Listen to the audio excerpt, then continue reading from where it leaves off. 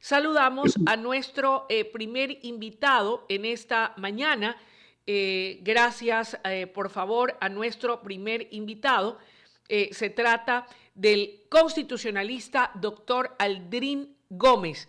Qué gusto que nos acompañe. Buenos días y bienvenido. Gracias por estar aquí. La Corte Constitucional está en el ojo del huracán a causa de su reciente decisión de dar admisibilidad a las demandas de inconstitucionalidad presentadas por diversos organismos colectivos y sociales.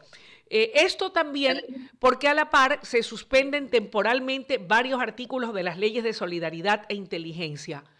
Le pregunto al experto en constitucionalidad, ¿estas decisiones de la Corte son correctas, están tomadas dentro de sus facultades? ¿Cuál es el rol del primer poder judicial constitucional del Ecuador? Muy gentil, gracias por la invitación, siempre un placer estar con ustedes y con la distinguida audiencia WQ Noticias. A ver, lo que ha hecho la Corte Constitucional, naturalmente, lo ha hecho dentro de sus funciones. Cuando se presenta una demanda de inconstitucionalidad ante la Corte Constitucional, la Ley Orgánica de Garantías Jurisdiccionales permite a los peticionarios solicitar la suspensión provisional de la norma hasta que la Corte emita una sentencia de fondo, es decir, hasta que la Corte resuelva si la norma impugnada es o no constitucional. En este sentido, para que la suspensión de la norma proceda, deben seguirse ciertos requisitos legales y jurisprudenciales, como por ejemplo que haya la amenaza inminente de derechos, ¿cierto? Luego que frente a una decisión tardía de la Corte Constitucional, esa violación de derechos no pueda ser reparada por el transcurso del tiempo. Eso es lo que ha considerado la Corte Constitucional para suspender las normas, porque, como le digo, pues se han emitido autos de admisión, dentro de los cuales la Corte ha admitido a trámite las demandas en contra de la Ley de Integridad Pública, la Ley de Seguridad Nacional y la Ley de Inteligencia. Y en ese sentido ha advertido que dejar con vigencia ciertas normas, ciertos artículos de estas leyes podría ocasionar la violación de derechos que luego no puedan ser reparados por una decisión de la Corte. Es, como le digo, pues muy propio de los organismos jurisdiccionales en general, no solo de la Corte Constitucional. Lo propio puede pasar ante los tribunales contenciosos administrativos cuando se demuestra que las leyes que se impugnan pueden de igual manera pues causar graves violaciones a derechos. En ese sentido, la Corte ha resuelto eso. No es que se ha tomado una decisión por fuera del ordenamiento jurídico, ¿no? Todo lo contrario. Si bien es cierto, la Corte no es muy acostumbrada a suspender las normas, eso no quiere decir que cuando lo hace por fuera del marco legal. Doctor Gómez, ¿quiere decir entonces que el hecho de que estas decisiones de los jueces, más allá de que no sean del agrado de las dos partes, es decir, de quienes promovieron, impulsaron y aprobaron estas leyes, o de quienes han presentado las demandas de inconstitucionalidad ante este organismo, no debe hacernos pensar que tal vez no se está actuando con la seriedad que el caso amerita por parte de los integrantes de la Corte Constitucional? Para nada, para nada. Mire, cuando hablamos de temas netamente jurisdiccionales, y esa es en la cancha en la que se debe resolver esto, ¿no es cierto? Si el gobierno considera que la Corte Constitucional ha tomado una decisión que no se encuentra fundada en derecho, eso no quiere decir que existe pues, un sobrepasamiento de las funciones de la Corte Constitucional. Quienes litigamos día a día, no solo en la Corte Constitucional, sino en los tribunales en general, sabemos que hay casos que se ganan y hay casos que se pierden. Hay casos en los que te conceden las medidas cautelares y hay casos en los que no te conceden medidas cautelares. Mire, más allá de eso, no sorprende la decisión de la Corte Constitucional porque, al menos yo, desde un inicio, siempre advertí que existen normas en la Ley de Integridad, en la Ley de Solidaridad y en la Ley de Inteligencia que riñen en mucho con la jurisprudencia de la Corte Constitucional. Es decir, no es que la Corte está innovando, en este caso, una línea jurisprudencial que no ha tenido antes. Todo lo contrario.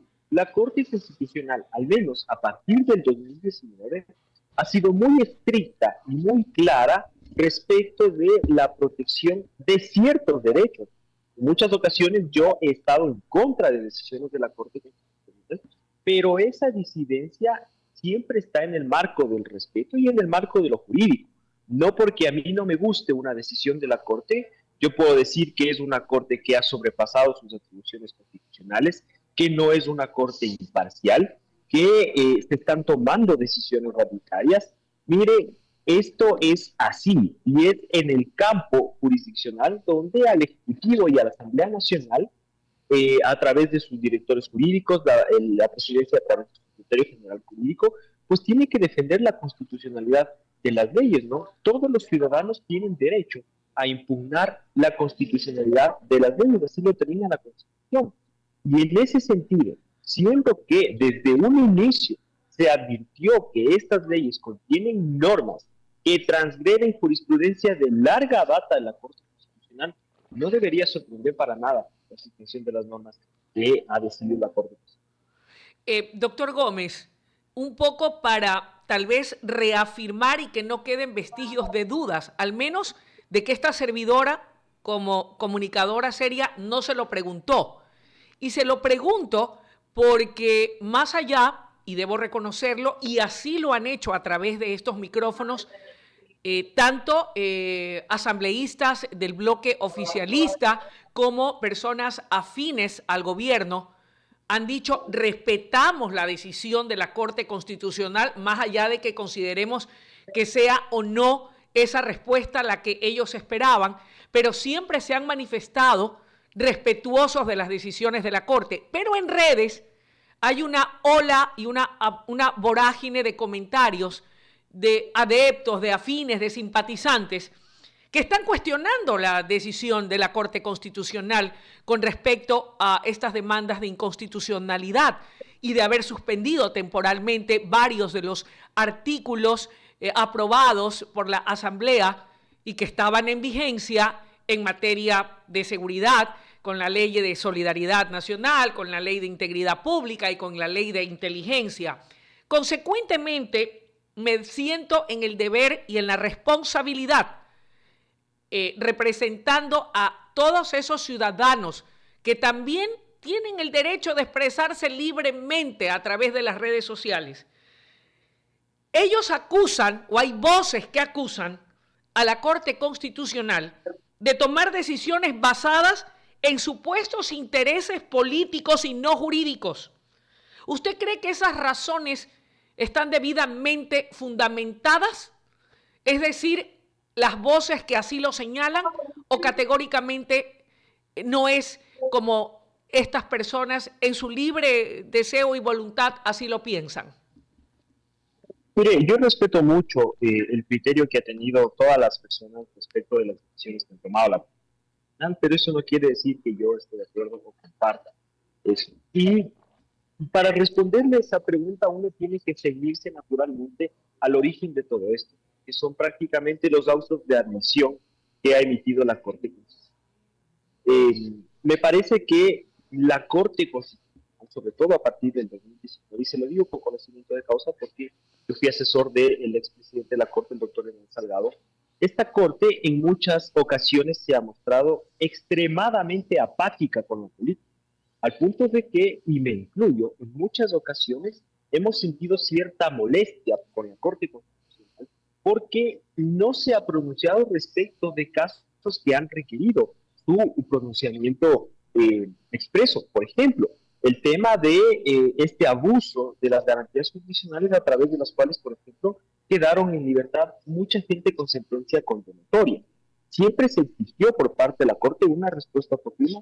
Me parece que en su momento la respuesta fue tardía, al final del día se dio, pero, como le digo, ahí se demostró, y le pongo un ejemplo, cierta apatía de la Corte Constitucional a resolver un tema que naturalmente no solo era jurídico, sino también político, porque implicaba pues prácticamente a la seguridad de los ciudadanos, ¿no? Yo como el que más respeta el criterio de los ciudadanos, porque yo también siento ese descontento con el gobierno nacional respecto de las políticas de seguridad que ha ejercido. Entonces, ¿qué es lo que tiene que hacer el gobierno ahora? Tiene que, en sede jurisdiccional, demostrar que la suspensión de esas normas no le está permitiendo ejercer las atribuciones que constitucionalmente y ordinariamente ya tienen las cosas. ¿Es cierto? Yo considero que pueden existir ciertas reformas que tienen que darse, pero hay un tema que en mi criterio siempre se le advirtió tanto a la Asamblea Nacional como al presidente de la República que tenga mucho cuidado con la figura de la urgencia económica. O sea, no me puede decir el gobierno que desconocía que temas penales, por ejemplo, temas que refieren el tratamiento ordinario en la Asamblea Nacional, no son de tema, no son de naturaleza urgencia económica. Cuando ya desde el año 2017 la Corte Constitucional ha determinado que los temas de urgencia económica son temas que tengan que ver con la política económica regulada en la Constitución o situaciones económicas que revean o que tengan como objetivo apalear problemas que no puedan esperar el tiempo. Por ejemplo, el tema del lavado de activos, yo siempre lo sube, es un tema de urgencia económica. Los dineros fraudulentos que están siendo inyectados en la economía nacional están causando una distorsión en la economía que requiere una atención. Pero eso es una cosa. Y otra muy distinta, el establecer jueces especializados para el juzgamiento de delitos en el contexto del marco del conflicto armado interno, establecer figuras paralelas que de cierto modo vacían de contenido a la Constitución, como de esta declaratoria de conflicto armado interno a través de un decreto ejecutivo que no pasa por la revisión de la Corte Constitucional y de la Asamblea Nacional. Entonces, no son decisiones que han sido tomadas porque le cae bien o le cae mal el gobierno a la Corte Constitucional, sino porque ya se veía venir esto. Pues esto a quienes estudiamos derecho, a quienes litigamos derecho, a quienes leemos la jurisprudencia de la Corte Constitucional, esto se veía venir desde el primer momento en que el presidente de la República remitió los proyectos de ley. Desde ahí ya se advirtió, cuidado presidente, hay normas que están contrarias no solo a la Constitución, sino a la abundante jurisprudencia que tiene la Corte Constitucional. Entonces, en el trámite de formación de esa ley, la Asamblea tenía la obligación de tratar de morigerar o solucionar esos problemas iniciales que tenían las leyes de integridad, solidaridad y de inteligencia. Pero todo lo contrario, se incluyeron temas que nada tenían que ver con el tema de la urgencia económica, ahondando más la problemática constitucional de esto. Entonces, yo debo decirle, y yo he sido muy crítico en muchas ocasiones de muchas decisiones de la Corte Constitucional, pero que el día de hoy se sostenga que la Corte ha emitido unas decisiones de suspensión de normas, que dicho sea de paso, no implica una decisión de fondo, no implica que las normas ya han sido expulsadas, sino que hasta que la Corte resuelva los casos, esas normas no entran aquí. Y tengo entendido que esas normas, esas demandas, también van a ser sujetas de un trato prioritario en la Corte. Entonces, no es que la Corte se va a tomar de 3 a 5 años, como suele tomarse para resolver las cuestiones de seguridad. Uno entiende que por la premura del caso y por la responsabilidad política que también tiene la Corte, tiene que resolverse esas demandas a la brevedad posible. Pero esa responsabilidad política tiene que estar siempre atada a la responsabilidad política, porque al final del día son órganos jurisdiccionales, no son órganos netamente políticos. Doctor Gómez, me queda claro y era para mí muy importante poder dejar, si se quiere, su posición como un experto o conocedor del tema, como un experto en derecho constitucional, cuál era su visión y postura respecto de este tema tan delicado. A propósito de esto y luego o en medio de las decisiones que fueron anunciadas por la Corte Constitucional, surgió la propuesta del presidente de la República de dar a conocer cuáles serían las preguntas que pondría a consideración del soberano en una consulta popular para el próximo 14 de diciembre, Dios mediante. Y dentro de esas preguntas, el Ejecutivo está proponiendo en una de ellas que se pueda dar un control sobre la Corte Constitucional a través del juicio político a sus integrantes o a los jueces constitucionales. ¿Qué opinión le merece esta propuesta del Ejecutivo que, entiendo, busca que este organismo que tiene suprapoderes, de acuerdo a la visión o al criterio de algunos, necesita también algún tipo de regulación o control? De allí la propuesta del Ejecutivo de que el pueblo se pronuncie de si considera válido o no que cuando la situación lo amerite, los jueces constitucionales tengan que ir a un juicio político. Mire, me parece que el momento político que vive el país no nos deja, no nos permite ver que esa pregunta sea una pregunta sobre todo destinada a ejercer un control objetivo por parte de la Corte. Lamentablemente, el mensaje del gobierno, el mensaje de la Asamblea, y digo lamentablemente porque habemos gente que sí creemos que se tiene que ejercer cierto tipo de control respecto de todas las autoridades, no necesariamente el control político, pero sí tiene que existir un control. Pero, mire, el hecho de que el presidente de la Asamblea, ante la emisión de los autos de la Corte Constitucional, haya salido a dar un comunicado prácticamente respaldado por las fuerzas de seguridad, es un muy mal mensaje. Yo no sé quién le dijo que era buena idea hacer eso. Uno no se dirige a un alto tribunal con las fuerzas de seguridad presentes, porque primero es una falta de respeto para los órganos jurisdiccionales y también es una falta de respeto para las fuerzas de seguridad. Las fuerzas de seguridad están para otra cosa, no están para ser utilizadas como mecanismos de presión institucional frente a decisiones que han sido tomadas en el marco jurisdiccional.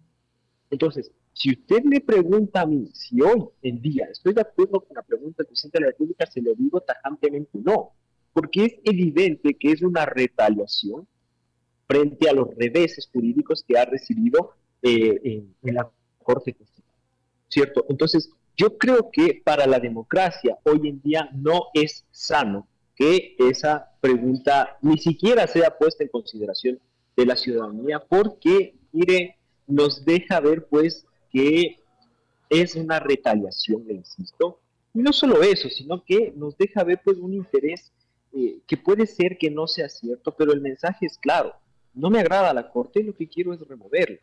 Entonces, eso por un lado. Segundo, las decisiones de las Cortes no pueden ser sometidas a revisión política. Jamás pueden ser ¿Por qué? sometidas a revisión política. ¿Por qué? Porque existe un principio garantizado no solo en la Constitución, sino también en los instrumentos internacionales de derechos humanos a los cuales el Ecuador está adscrito, que se llama la independencia jurisdiccional.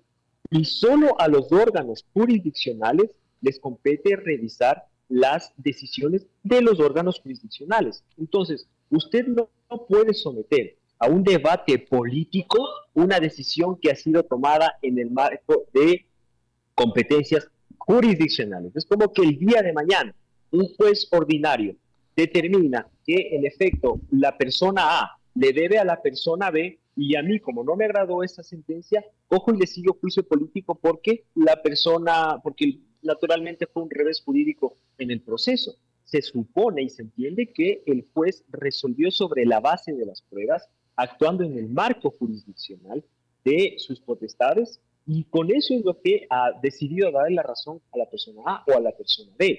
Entonces, si uno está en desacuerdo con esa decisión, lo que tiene que hacer naturalmente es presentar un recurso de apelación ante un órgano superior para que conozca. Usted me va a decir, bueno, pero ¿cómo va a suceder eso si es que la Corte no tiene pues un órgano superior? Yo le puedo entender de todas las maneras de eso, y si es que existe si existiese, mejor dicho, un sobrepasamiento de las potestades de la Corte Constitucional, se tendría que analizar objetivamente un mecanismo Doctor, de revisión de esas decisiones, me queda pero claro. no un mecanismo político. Ok, doctor, a propósito de este tema, la señora ministra de Gobierno, la doctora Zaida Rovira, ha calificado a la Corte como enemiga de la ciudadanía a propósito de las recientes decisiones. Quisiera su opinión y, de manera puntual, además, preguntarle, en caso de que la misma Corte que tendrá que calificar las preguntas que remita el Ejecutivo, dijera, ok, vamos a permitir que el pueblo se pronuncie, y el pueblo dijera, sí, que vayan a juicio político los jueces constitucionales, ¿qué consecuencias podrían existir para el país? ¿Qué pasaría con la justicia? Pero, respecto de su primera pregunta, bueno, empezamos mejor con la última, que es la más larga. ¿Qué es lo que pasaría si la Corte diese paso a la consulta popular? Naturalmente, pues yo creo que el dictamen que emitiría la Corte sería un dictamen en el que se establezca que esto se puede hacer a través de reforma parcial, ¿no es cierto? Es decir, se tiene que elaborar una reforma en la Asamblea y esa reforma tiene que ser sometida pues a la votación de la ciudadanía. No creo que esto proceda a través de una simple enmienda a través de la Asamblea Nacional. Eso como primer punto. Segundo, ¿qué es lo que sucedería? Naturalmente, pues tendrían que establecer los procedimientos lo más objetivo posibles para que el juicio político pues sea un juicio imparcial, ¿cierto? Un juicio objetivo y que no criminalice el ejercicio de la jurisdicción. Que eso es lo que en realidad preocupa a muchos y me preocupa a mí. Es decir, te sigo juicio político solo porque no estoy de acuerdo con tus decisiones. Eso no es dable en ninguna democracia. Entonces, eso es lo que pasaría naturalmente si es que se daría paso al juicio político. Respecto de su primera pregunta, ¿me la repite, Sí, por favor? bueno, quería su opinión respecto de las aseveraciones de la señora ministra de Gobierno, que ha señalado que la Sí. Corte Constitucional, dado sus pronunciamientos, es enemiga de la ciudadanía. Mire, es irresponsable que una alta autoridad del Estado salga a decir un señalamiento de tal manera. Eso no se debe hacer.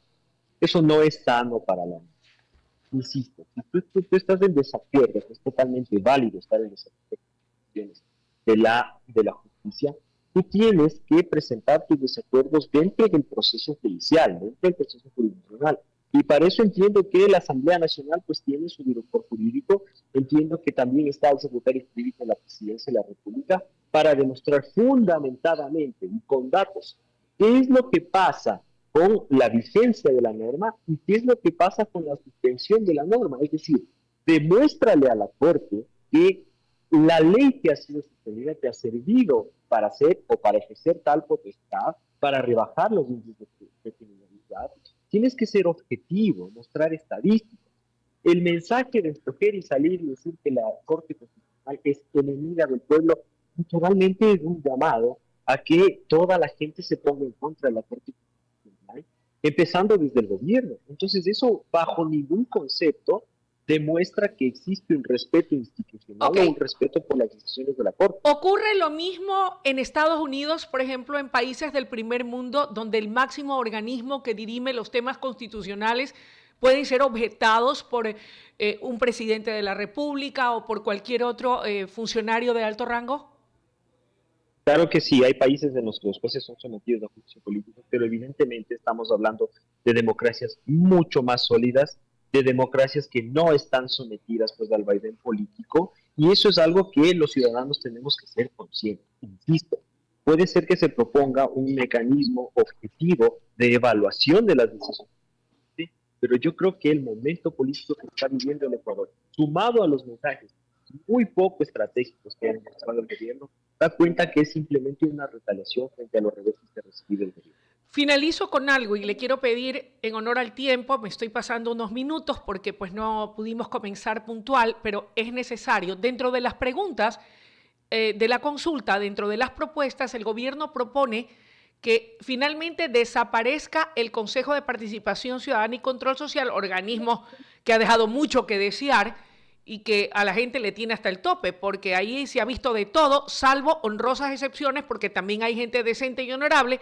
pero la gran mayoría, óigame, han puesto en mucho entredicho el rol que debería haber cumplido ese organismo, lo uno. Lo segundo, ¿no cree que faltó incluir ahí al Consejo Nacional de la Judicatura? Porque a mí sí me llama la atención y a muchos que el Consejo Nacional de la Judicatura, que tiene incluso a un Terán y a un montón que han hecho barbaridades presos, a ese organismo sí se lo mantenga. Totalmente. A ver, mire, el tema del Consejo de Participación Ciudadana y es un tema de larga data y bien, todo desde el gobierno de Lenin Moreno que dio eliminar el Consejo, lo mismo pasó con Guillermo Lazo y ahora pues el presidente Noboa. La Corte ya ha dicho que si lo que quiere es eliminar el órgano, lo procedente es hacerlo de forma parcial. Pero si lo que quieres es pasar las potestades del Consejo a otro organismo, como por ejemplo la Asamblea Nacional, lo que procede es muy bien, ¿no? Eso ya te ha dicho la Corte, seguramente lo mismo que te va a volver a repetir, porque esas preguntas, 7 preguntas, tienen que pasar por el camino de la Corte. Eso respecto de la desaparición del Consejo de Participación Ciudadana, que yo creo, y yo no estoy de acuerdo con que prácticamente, como suelen decir por ahí, gratis no sale caro. Entonces, creo que sí debería ya consolidarse la desaparición de ese órgano. Se dice con honrosas excepciones, pero lastimosamente es un órgano que ha resultado totalmente ineficiente y más bien ha servido pues como una ficha para garantizar el nombramiento de autoridades a la empresa. Eso por un lado. Respecto también, ¿cuál era su segunda pregunta? Disculpe. Que si no cree usted que también se debe poner a consideración del pueblo si quieren que se mantenga el Consejo de la Judicatura. ¿No cree que hace falta eso? Sí, totalmente. Mire, me parece que el Consejo de la Judicatura, tal como está conformado hoy en día, simplemente ha servido pues de un mecanismo de presión de la función judicial. Hoy en día me parece que hoy vemos una ley, no digo por qué una ley, porque hemos visto que el presidente de la Corte Nacional de Justicia ha propuesto en su terna, pues, encabezando la terna para presidir el Consejo de la Judicatura al doctor Juan Carlos de Casa, quien debo decirle, pues, podrán buscarle lo que sea, él jamás va a tener una tacha de ningún tipo, una persona que no solo ejerce la profesión y sabe cómo tribunales, sino además que ha sido un académico toda su vida, estudioso del derecho. Entonces, esperemos que lo poco o nada que pueda hacer el Consejo de la Judicatura, el Consejo de Participación Ciudadana, vaya destinado a elegir al menos una buena autoridad, si es que para el gobierno no es prioritario pues la desaparición. Quiero agradecerle la deferencia que ha tenido para con nosotros, doctor Gómez, por su tiempo y por haber respondido de manera abierta cada una de las interrogantes de esta servidora, que han intentado únicamente poder exponer todo aquello que los ciudadanos me preguntan. Licenciada, ¿por qué no averigua de esto? Pregunte de esto a un experto para ver qué nos dicen y que eso permita que más allá de lo que aquí se diga, pueda servir para que cada quien saque sus propias conclusiones. Le agradezco mucho. Que tenga un buen día. Y bien, vamos a ir a una breve pausa. Esto es el noticiero nacional de WQ Radio.